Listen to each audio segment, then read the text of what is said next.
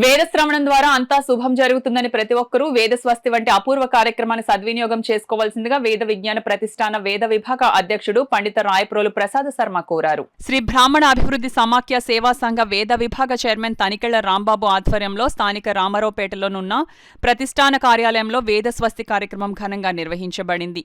ఈ సందర్భంగా పండిత రాయప్రోలు ప్రసాద శర్మను సమాఖ్య అధ్యక్షులు పసుమర్తి సత్యనారాయణమూర్తి, కార్యదర్శి ప్రొద్దుటూలు బాలాజీ విశ్వనాథ్, కోశాధికారి కప్పగంతుల సాయిరాం శర్మలు ఘనంగా సత్కరించగా నూతన వస్త్రంతో యాతగిరి మధ్వేష్ సత్కరించారు. ఈ సందర్భంగా రాయప్రోలు మాట్లాడుతూ వేదాలు మానవ ప్రపంచానికి మార్గదర్శకాలని, దానిని సద్వినియోగం చేసుకోవడం ద్వారా మానవ జన్మ సార్థకతతో పాటు మానవ జీవితం తరిస్తుందని ఆయన అన్నారు. సమాఖ్య వ్యవస్థాపక అధ్యక్షులు పసుమర్తి సత్యనారాయణమూర్తి మాట్లాడుతూ వేద స్వస్తి అనే మహత్తర కార్యక్రమాన్ని ప్రతి నెలా కొనసాగించాలన్న లక్ష్యంతో క్రమం తప్పకుండా నిర్వహిస్తున్నామని, ఇది 5వది కావడం, అందున వేద విజ్ఞాన ప్రతిష్టాన ప్రాంగణంలో నిర్వహించడం పట్ల ధన్యవాదాలు తెలుపుకుంటూ ప్రతి నెలా వేద స్వస్తి కార్యక్రమంలో రాయప్రోలు వంటి వారు పాల్గొనవలసిందిగా విజ్ఞప్తి చేశారు.